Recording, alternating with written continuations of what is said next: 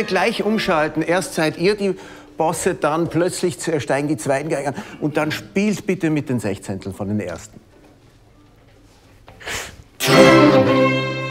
Als Dirigent muss man wirklich genau wissen, was man macht. Und dann geht es natürlich auch darum, für mich jetzt als Dirigenten, nicht nur einfach zu sagen, da geht's lang, sondern auch eine gewisse Überzeugung nicht nur selber zu haben, sondern auch so zu verbreiten, dass der Musiker sagt, ah ja, das geht, das ist interessant, das könnte funktionieren.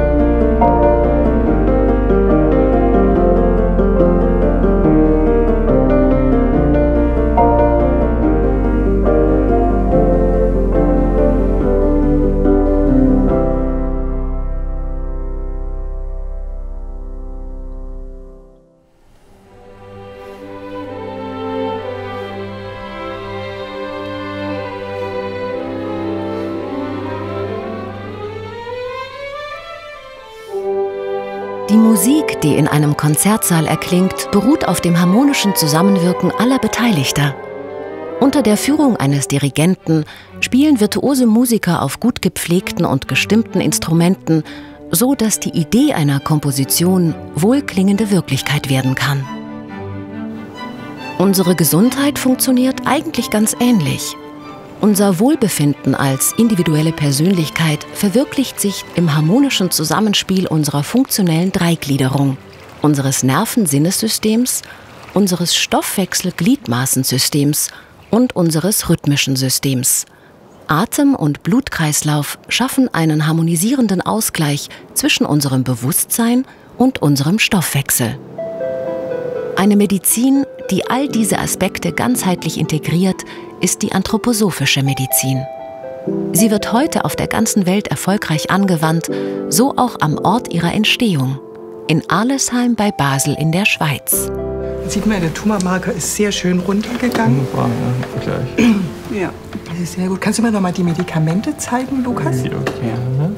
Wie ist es während der Chemotherapie? Sollen wir es weiterführen, pausieren? Also ich würde das jetzt einfach, das Subkutane würde ich weiterlaufen lassen. Genau. Also ich würde Wäre schon die Frage. Dass er während der Chemo und Schafgabe Leberwickel. Ja, ist gut. Machen wir. Gut. Gehen wir zu ihm. Ja. Also man muss schon sagen, Chemotherapien sind eingreifende Therapien, die schon den Patienten, wo man eine sehr gute Indikation stellen muss. Und da ist es wichtig, auch wenn wir denken, dass es für den Patienten sehr wichtig ist, sich auch einer solchen Therapie zu unterziehen, dass man zunächst ein Vertrauensverhältnis aufbaut, dass der Patient das Gefühl hat, ich bin hier wahrgenommen, ich fühle mich als ganzer Mensch komplett wahrgenommen und verstanden. Dann haben wir noch überlegt, dass Sie jetzt in der Zeit, wo Sie die Chemotherapie haben, Schafgarben, Leberwickel bekommen zur Unterstützung. Das kennen Sie, glaube ich, auch schon. Aber alles Weitere können wir ja noch besprechen. Sie sind ja noch ein bisschen da. Ich bin noch da, ja. Gut. Wie ist es von der Blutwert her, die das letzte Mal so tief waren? Die sind jetzt Die sind massiv im Normbereich. Ja, die sind alle im Normbereich. Das Fieber etwas gebracht. Genau, ja. Das hat etwas gebracht. Also da ist sehr gut aufgehoben, wirklich super gut, das gefällt mir sehr gut an. Ist auch von der Pflege, von den Ärzten und vor allem ist super freundlich, ist, wenn man mal irgendeine Frage oder etwas hat. Sie haben auch sofort Zeit. Der Arzt tritt sehr punktuell mit dem Patienten in Beziehung. Der geht zur Visite. Der Pflegende hat eine enge Wahrnehmung vom Patienten im Tagesverlauf. Wie wacht er morgens auf? Wie sind seine Tagesrhythmen? Wie sind seine Stimmungen, die sehr stark mit dem Gesundheitszustand zusammenhängen? Und der Pflegende muss deswegen auch viel mehr aushalten, weil er viel mehr diese ganzen Stimmungsschwankungen des Patienten wahrnimmt und ausgleichen muss. Das ergibt dann ein sehr viel vollständigeres Bild. Verbrennen tue ich sie nicht. Das ist gut, da bin ich froh. Ist gut. Ja, ist gut. Da auch? Ja.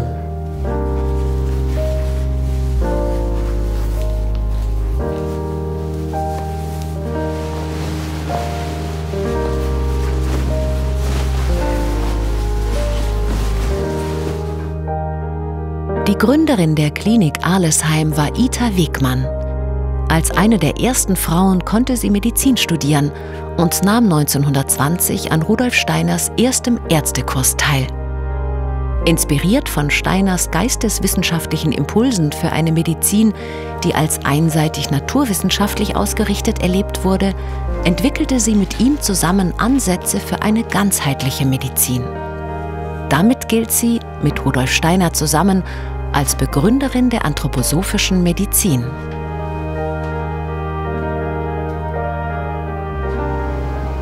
Ja, sie selber, glaube ich, hätte andererseits gesagt, ich war nicht die Gründerin. Genauso wenig wie Rudolf Steiner der Gründer war, sondern es waren immerhin über 40 Ärzte, die diesen Kurs hörten und von denen viele Konsequenzen für die Praxis zogen. Wegmann war dennoch für uns eine markante Erscheinung, weil sie einerseits einen stark unternehmerischen Geist hatte. Sie hat immer ins Große gedacht und wollte also nicht ein kleines Therapeutikum haben, sondern im Grunde eine Klinik für die Welt, wenn ich das etwas pathetisch sagen darf. Wobei schon im ersten Jahr des Bestehens dieser Klinik Menschen aus mehr als 10 Nationen hier behandelt wurden. Sie war sehr begabt im Bilden von therapeutischen Gemeinschaften. Also sie war nicht die Chefin, sondern diejenige, die es organisierte, hat begabte Menschen eingeladen. Und das war eine weiblich geführte Klinik, also mehrere Ärztinnen waren leitende Ärztinnen, schuf also ein Sozialmodell für eine Medizin, die hatte Ausstrahlungskraft. Das ist eigentlich der Brief, mit dem alles hier angefangen hat.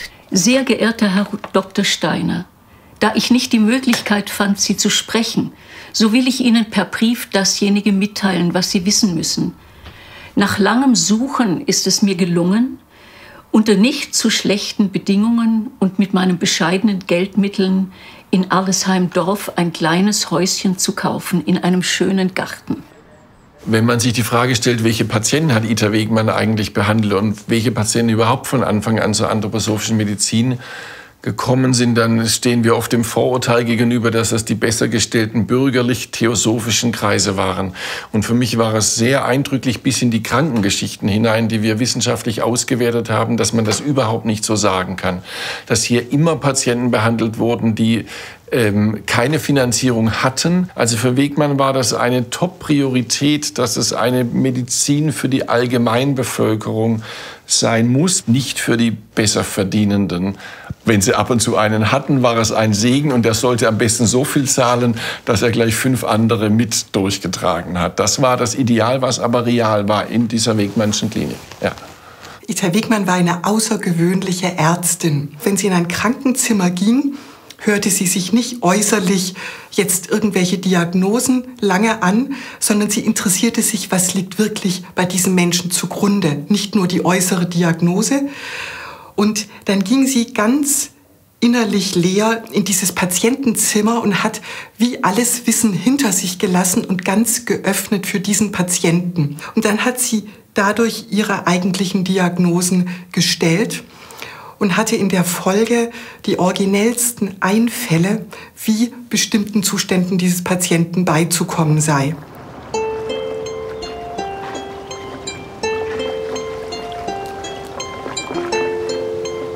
Weite und Nähe.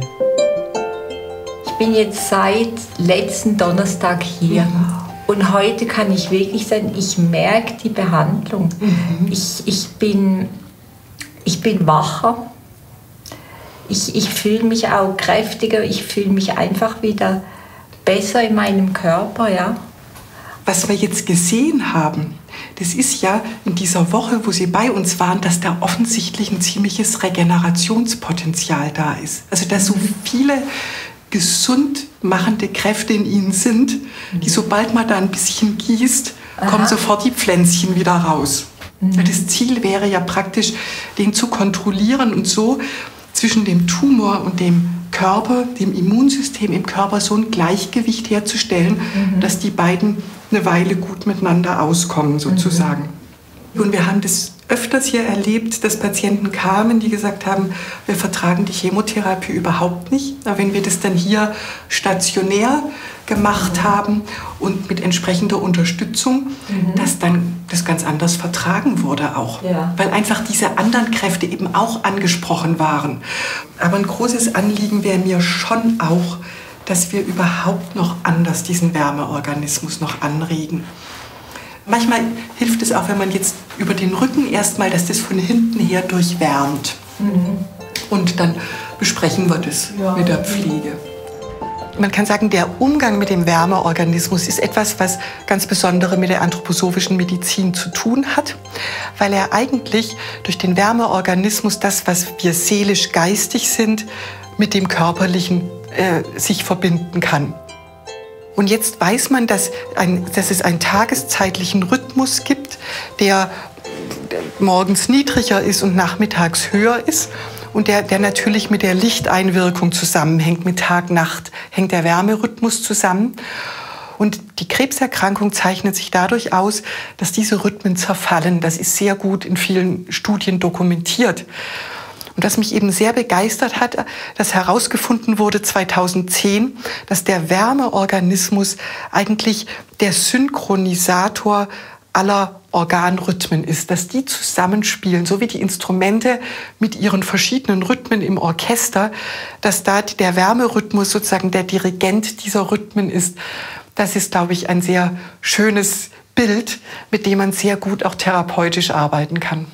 Wenn man sich fragt, wohin die anthroposophische Medizin in die Zukunft geht oder gehen kann oder vielleicht auch gehen sollte, vor allem im Sinne Itter Wegmanns, so glaube ich einerseits Sorge tragen, dass man eine Sozialmedizin wird, die für viele Menschen erschwinglich ist und die in sich frei ist. Sorge dafür tragen, dass man den ökologischen Rahmenbedingungen immer mehr Rechnung trägt in verschiedener Hinsicht und Sorge dafür tragen, dass der Mensch ein spirituelles Wesen ist und spirituelle Fragen hat, die er vielleicht leiblich auslebt und leiblich durchleidet, aber die auch spirituelle Antworten brauchen oder sagen wir vorsichtiger ein spirituelles Gegenüber brauchen, womit er nicht allein gelassen ist. Diese drei Dinge, die soziale, ökologische und spirituelle Aspekt, scheint mir sehr zukünftig zu sein. Die meisten Menschen wünschen sich eine ganzheitliche Medizin, die den Menschen als individuelle Persönlichkeit mit Körper, Geist und Seele wahrnimmt. Eine solche Medizin ist möglich. Sie ist finanzierbar und vor allem, es gibt sie. In der Schweiz, in Deutschland und auf der ganzen Welt. Wir leben derzeit in einer Gegenwart, wo personalisierte Medizin eine Bedeutung bekommt, wo wir immer mehr Präzisionsmedizin kennen und auch natürlich schätzen lernen. Und so sehr das eine Wirklichkeit ist und immer mehr unsere Medizin bestimmt, so umso mehr muss auch das wieder zusammenkommen, was eine am Menschen orientierte Medizin ist, die nicht nur den Leib delegiert, eine Medizin ohne Ansehen der Person entwickelt, sondern dieses Menschliche wieder einführt.